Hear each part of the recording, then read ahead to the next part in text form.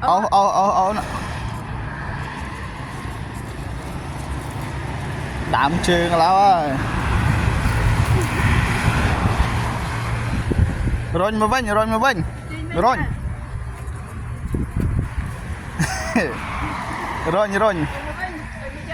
rồi bị coi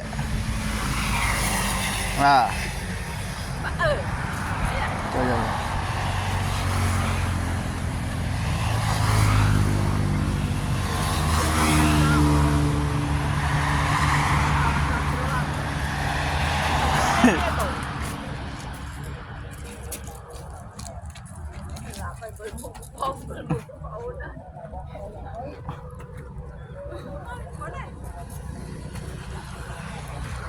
bị ồn môi mấy bị ồn môi thân tia nhỉ tia nhỉ tia nhỉ tia nhâm phù